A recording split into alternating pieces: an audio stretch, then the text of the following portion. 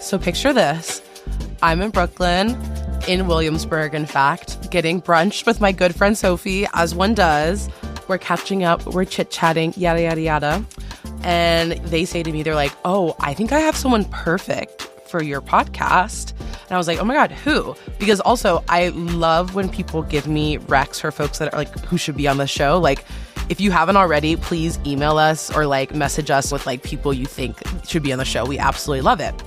But I was like, okay, who do you think should be on the show? And they're like, oh, my friend Zander is simply suing the government because of like receiving like incorrect passport marker. And I was like, okay, hell yeah, let me hit Zander up. And on top of everything else, Zander, A, yes, is suing the government, which is badass on its own, but B, is also an incredible artist and has like amazing style and like is just kind of approaching this situation that is like very serious, which is like suing the government over discrimination against trans folks, but like kind of still approaching it with like this levity and like this wittiness that I really appreciate. And so we wanted to do an episode kind of as like a breaking news type of thing. You know, this is affecting our community for folks who have been receiving incorrect passport markers as a result of the executive order that Trump signed earlier this year. And we also just wanted to talk to Zander, who's just like an amazing and lovely person. So without further ado, please enjoy this interview with Zander and his lawyer, Carl Charles.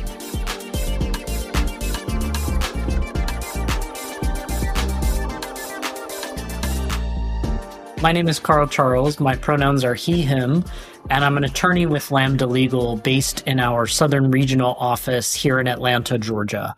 And I'm very honored to be representing Zander in his lawsuit against the U.S. State Department about the discriminatory passport policy.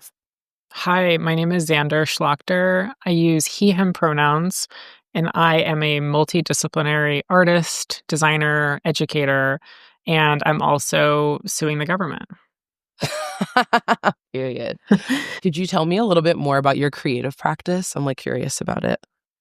Yeah, for sure. So I make and do a lot of different things.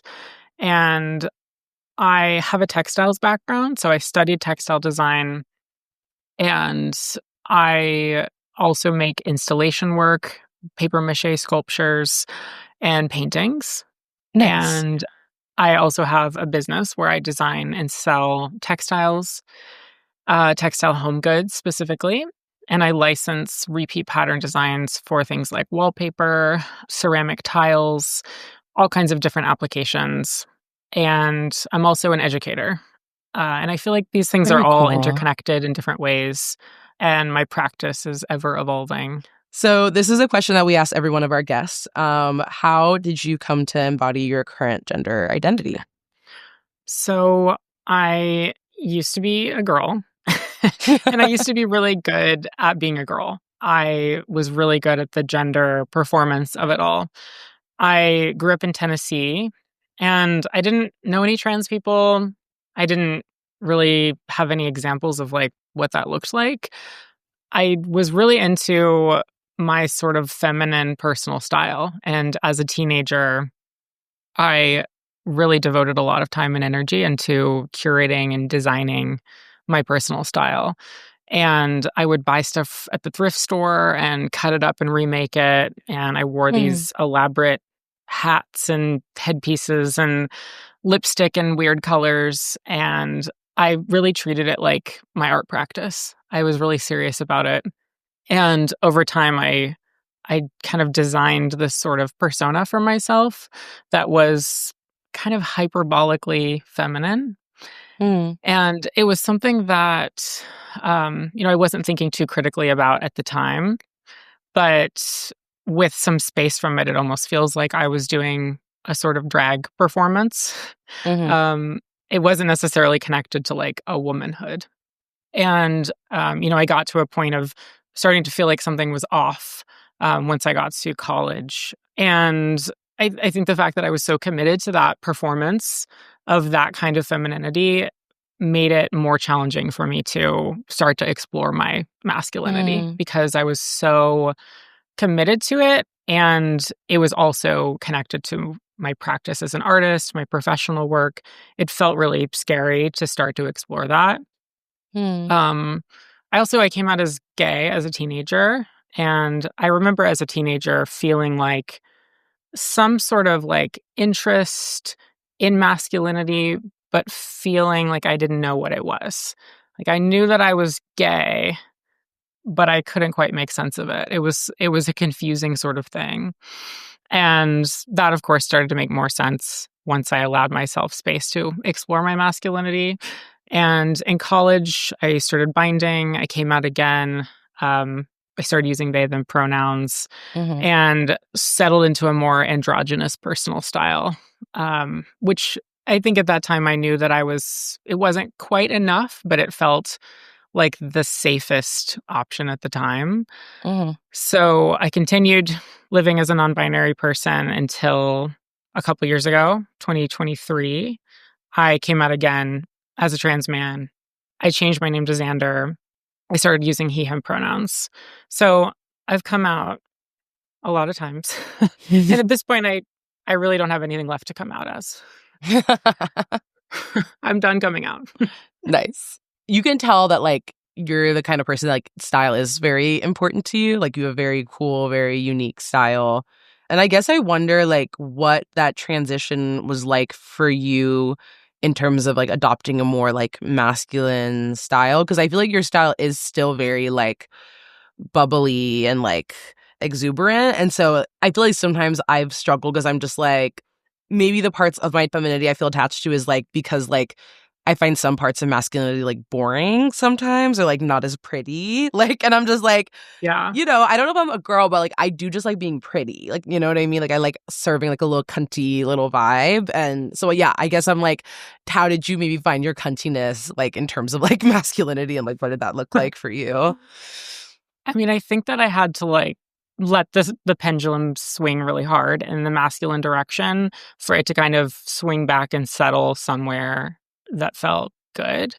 Mm, I definitely went through a period of time where I was just wearing not the most interesting menswear, just kind of like black chinos and a black t-shirt that felt like the safest thing mm, that I felt would communicate to others that I was masculine, that I was a man, that's how I wanted to be gendered.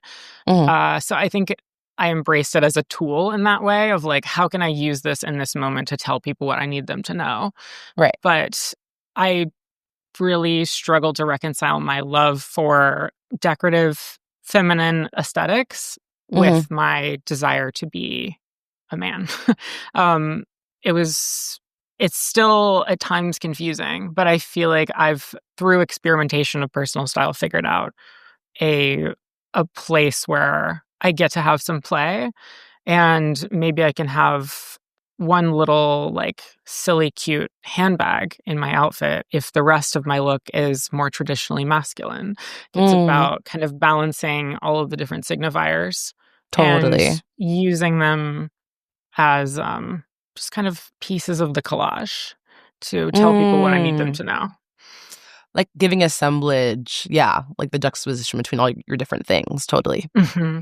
Yeah, and the balance of it. That was a much more elegant way of rather than me saying, how do you find a cunty little vibe? So I appreciate that. No, I really like your question too. Okay, so pivoting to you suing the government. So, you know, as our listeners know, there is currently a huge issue in the US where trans folks who applied for passports have been receiving documentation with incorrect gender markers, even if they've had passports with the correct gender markers on them before. Could you possibly give us an overview of why this is happening? And then kind of like your own experience of receiving like an incorrect passport. Hmm. Well, this is happening this past year in large part because of the executive order that Trump signed regarding gender and biological sex. And that trans people shouldn't have passports that reflect their gender identities that they embody, but instead reflect their sex that they were assigned at birth. So I had previously held a passport last year that had an M on it, but I had not yet legally changed my name. And Mm, so I went through the legal name change process last fall. And then at the beginning of 2025, I applied for a new passport to change my name. But of course, I already had an M on that previous passport. So I applied for the new passport with expedited service. But then once the executive order was signed, I did start to have some anxiety that might affect me. And my passport application had been pending without any updates for a while. So it was definitely on my mind. I knew that it was a possibility. And then eventually it came after weeks of waiting. And I was prepared in some ways for that scenario. But I also thought that because I had the passport that already had the M, like maybe that wouldn't be part of how my application was processed. Right. But it was just a lot of guessing, speculation. There's really no concrete facts at that point in time. Mm-hmm. But although I was prepared, receiving the passport in the mail, seeing the incorrect gender marker really hit me very hard. It was a really hard thing to face. And I think like what I just touched on with my personal gender journey, like it's been long and it was a lot of work. And in an emotional sense of putting in my own kind of commitment to my self-growth and finding out who I am and figuring out how to live a life that I'm in alignment with myself. And to have put in all of that work emotionally, and I've also put in all of that kind of logistical work of doing the name change, navigating all of the paperwork that comes with being trans, Right. and to feel proud of myself for having done all of that. And then finally getting there and then getting this passport that is wrong really just felt so bad. It felt like very invalidating. I mean, what's particularly this whole situation is nuts, but like I feel like what's particularly nuts about your situation, it's like seems like it's almost like more work for them to give you the incorrect gender marker, right? Like in like the bureaucratic sense, where it's like you already did that kind of bureaucratic labor to have the M marker. I'm sure it must have felt like a complete like punch in the gut to be like, okay, and you still went out of your way to like misgender me and like fuck with me in this way. Totally. Yeah. And I got the passport back with a piece of paper, a computer paper printout that just said information on your passport was corrected for one of the following reasons. And it outlined like a few different kinds of clerical errors that might happen. And there was like an X with a red pen next to something about my gender that they had corrected a mistake was the way it was framed. Whoa. But I think something about seeing that red X, like somebody, it kind of humanized the passport processing in a way that felt really icky to me. Like somebody with their red pen came in here and did that. Yeah. And just knowing that there was a person involved in that, it's icky. That makes it worse. Yeah, because bureaucracy is such a black box in that way that I feel like they hide behind the idea of like, oh, it's just policy, or like, oh, it's just how the government works. But it's like, well, the government's made up of people and like these agencies are made up of people. And like, you know, someone went into work that day. And I mean, I empathize with government workers who just like do have to just go to work, right? Totally. But like there's a way of like aligning yourself with like these policies and maybe like not, I don't know. It's totally. But I can imagine that it made it worse. It is such a black box, and it's all, I mean, even right now, it's like we're just speculating. We don't know. Yeah, exactly. And that's part of the ickiness of it. Totally. So you receive this passport with the incorrect gender marker. What like made you kind of decide to then go from there to like suing the State Department? And like what was that process like for you? So going back to that moment when I received the incorrect passport and it felt crushing, I remember it was a Friday that I received it. And then Saturday I felt like I need to have a studio day. I need to go to my studio. I need to have some time to just make something.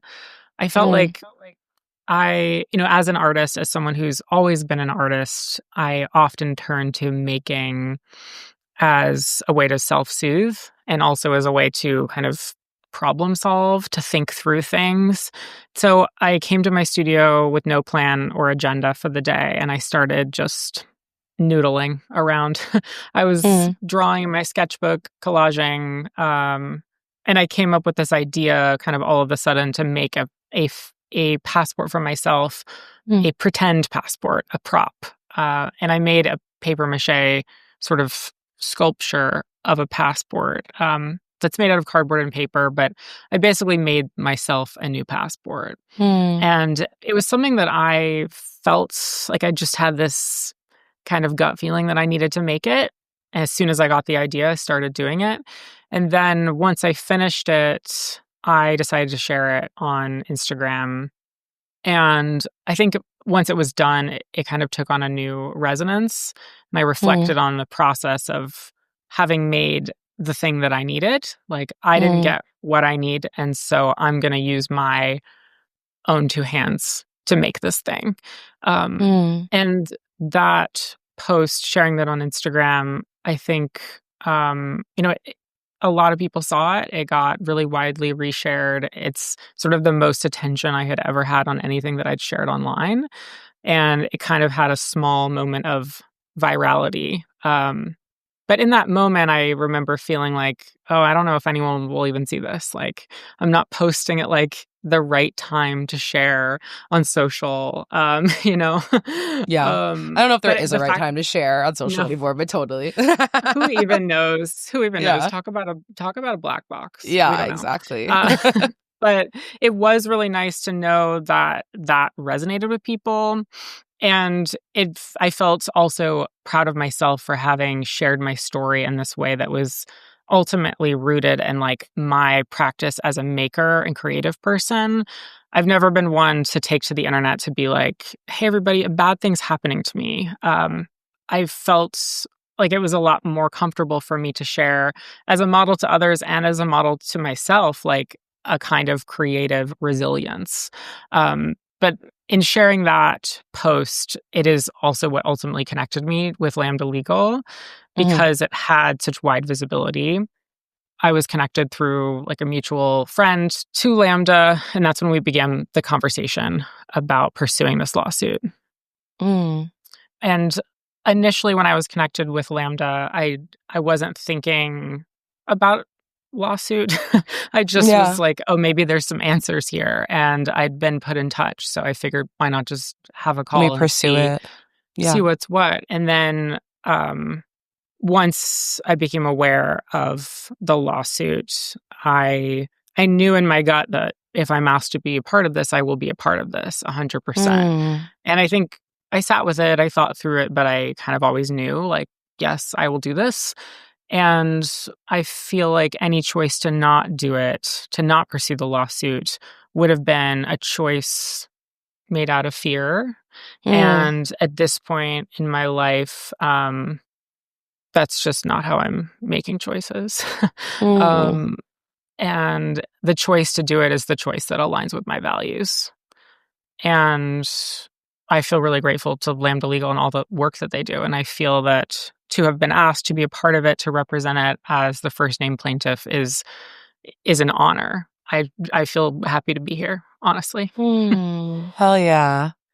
You said the first name plaintiff, like, will there be multiple people who are kind of representing the lawsuit, or is it going to be mainly you, as much as you're able to kind of get into it? I kind of want to know like the nitty gritty of what the process is like. Yeah, so there's multiple plaintiffs who are represented in the lawsuit, but I am the first name plaintiff and that my name is on the lawsuit. It's Schlacter v. U.S. Department of State. And not all the plaintiffs are named plaintiffs. Some of them are DOE plaintiffs and that they remain anonymous, for a variety of reasons. One would make the choice to remain anonymous or to have their name attached to it. So that's what it means for me to be the first name plaintiff. Wow.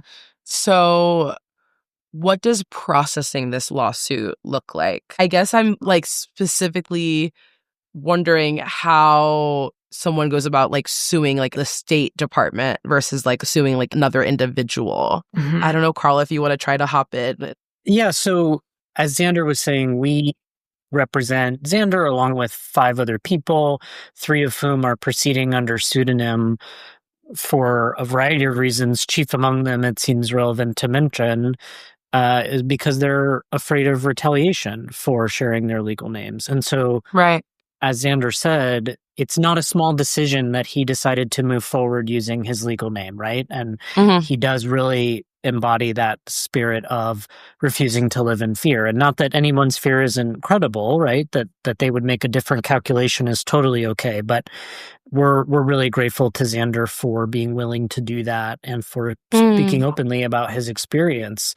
So suing the government is kind of, without getting into the nuts and bolts, it's really just that, right? There's a number of different bases upon which you can sue a state government or the federal government. And we have argued that this passport policy violates Zander's rights guaranteed to him and to our other 5 plaintiffs under the Constitution, as well as rights guaranteed to them under federal statutes, that is federal laws, right? So the Constitution is this document that everyone has an opinion about, to say the least. But we argue that this passport policy violates Zander's equal protection rights, which is the right to be treated equally under the law, right? And that's what the judge found in Zander's case and granted that preliminary injunction saying, I agree with the plaintiffs, I agree with Zander.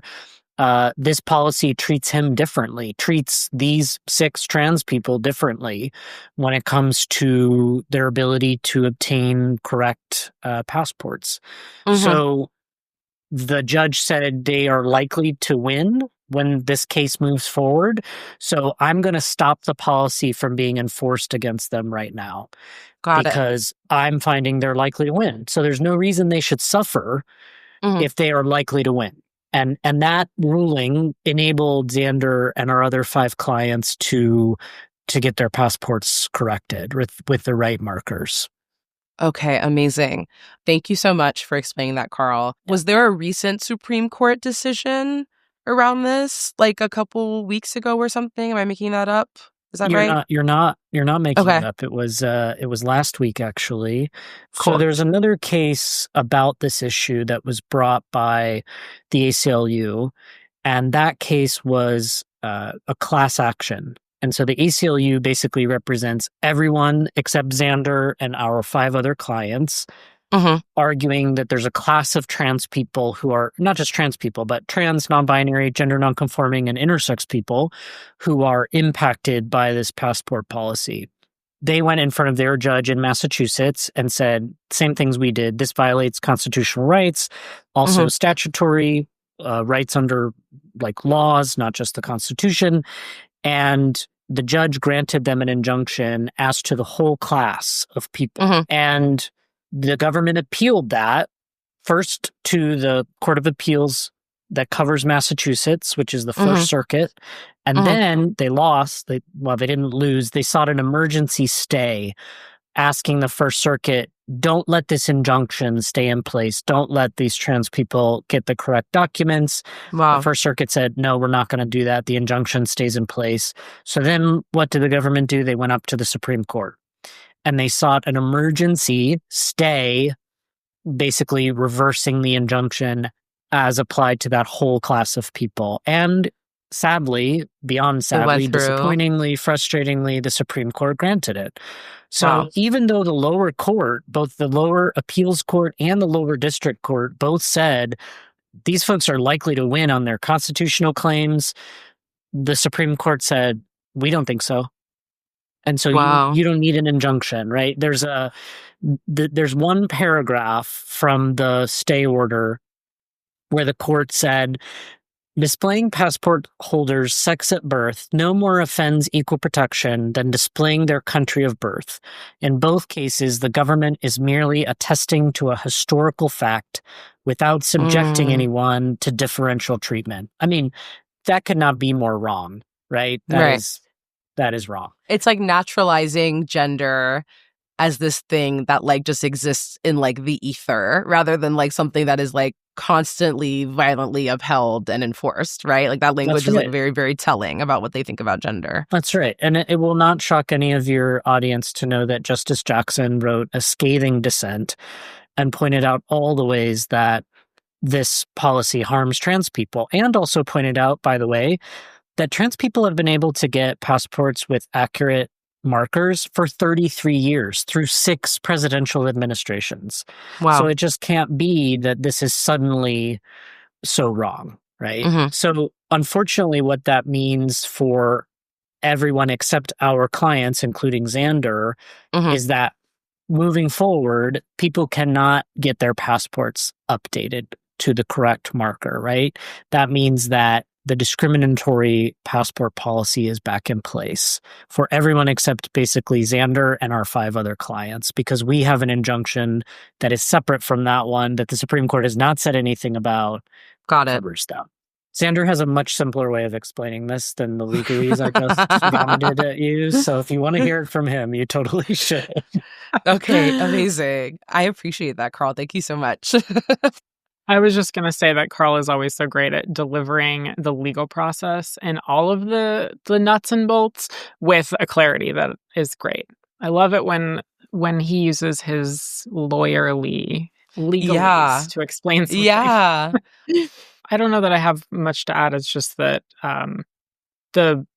the Supreme Court deciding that the preliminary injunction for the ACLU case doesn't stand, does not affect me and the other plaintiffs, and that I've already received a corrected passport, but if I had not yet, my preliminary injunction would still allow me to get a new passport at this moment in time. Right.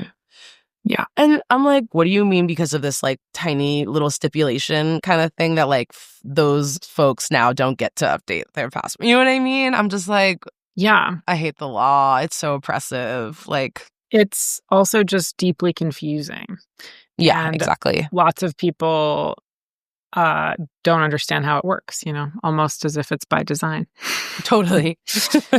Something that I really appreciated Carl bringing up is how courageous you are being by having your name attached to the lawsuit. And I sometimes even with this podcast, sometimes I get a little nervous because I'm like, is this just a directory of trans people that they can target? You know what I mean? There's a, I think, a nervousness that comes with visibility. And I guess I don't want to suggest you should be scared because I think there's enough stuff in the world right now telling us we should be scared. But I'm do you feel ever scared that you might get doxxed, or is there any fear, or are you just kind of, sometimes when I feel scared I actually can't let those thoughts in at all because then it will become all consuming. So what is your kind of thought process with that? I definitely experience at times that impulse to self-censor out of protection. There are a lot of things happening right now that are really scary, and I feel every time I have that feeling come up of oh, maybe I should rein it in. Maybe I should not share this. I, as much as I can, try to course correct back to, no, actually, I'm committed to living a life as my authentic self, to being out as a trans person, to offering visibility to other people and showing people what it looks like for a trans person to be in the world. And I know that for me, role models have really done a lot for me, showing me a way to be. We all need a mirror. And more than I feel the fear, I feel more so a commitment to living my life, being who I am. And I would rather, have something bad happen to me for having done that than to have lived a life in fear, in secrecy. I've just come too far in my personal journey to hide away, to not be myself. So that's kind of where I'm at with that. Yeah. So you made a reel on Instagram talking about the lawsuit and why it's important to pursue it. Why is it not only important for you to fight these policies, but also to share your story online and the process while you're doing it? So I knew that the lawsuit was about to be filed and be announced. And because I have somewhat of a following online, I wanted to share about it. I wanted to post something to acknowledge it and to share my kind of narrative of being involved in it. For my followers, people who keep up with my work, but also for people that know me. And I sort of struggled to make sense of what that would look like for me, because again, like I'm not trying to take to the internet and be like, hey, a bad thing's happening to me. Like I just couldn't quite figure out what it would be in my voice to share that news and to share that I'm involved in it. And I was trying to think of like unconventional approaches. And I was talking about it with one of my friends, like my best friend who's kind of a creative confidant for me. And I was talking through it with him, and he said something like, it's not like you're going to make a video that's like, get ready with me to sue the government or something, right? Like how are you going to do this, you know? And in that moment, I was like, no, actually, that's exactly what I'm going to do. And I feel like it's the kind of thing that needed like a little bit of humor and lightness. And also, I wanted it to be kind of smart and have a little bit of irony to it, but not be sarcastic or mean-spirited or too negative. I wanted to share it in a way that felt like it was resilient, that I was moving through it in a way that was creative, that was sort of poking fun, but not in a way that's easily identifiable. I don't know that anyone could watch that reel and say like, oh, you're being messed up for any reason, or like you're making fun of something, or invalidating the legal process. I mean, I recorded it like 50 times trying to get it right. I took my belt on and off like so many times every take to like get it just right. But I did want to share a narrative of resilience, of one that was like moving through this in a creative way, and also acknowledging the kind of performance of personal style and gender. And that's such a big part of my practice as well. And it felt good to me to get to bring this story of being involved in this lawsuit into my other creative narrative. Intersect those things. Yeah. Yeah. Oh, that's so cool. Well, thank you so much for taking in time. I don't want to be like, oh my God, it's so cool that you're suing the government because they're discriminating against us. But it is kind of like, I think finding a way to talk about it that still feels like authentic to you. And like, I feel like we kind of navigate that on the podcast sometimes, where it's like, yeah, this is really serious, but like sometimes we need to bring a little like lightness and like some levity to this and like speak about it in the way that we would speak about it with like a best friend or something. So totally. I appreciate the way that you do that. So yeah, thank you so much for chatting with me. I appreciate it. It was so great to chat with you, and I really appreciate your time. Yeah. And thank you too, Carl. I appreciate it.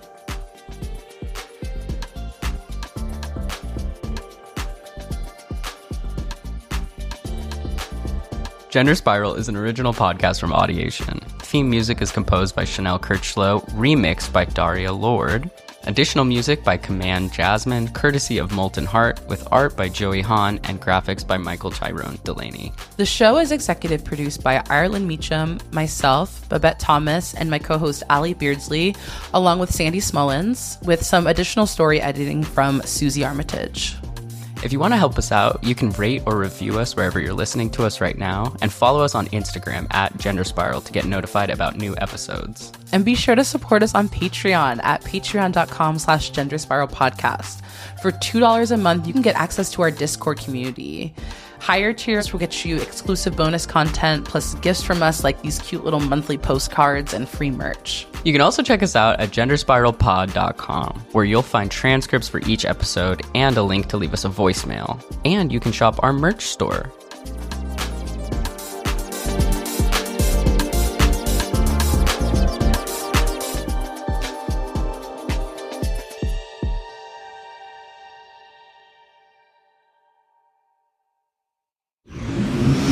Audiation.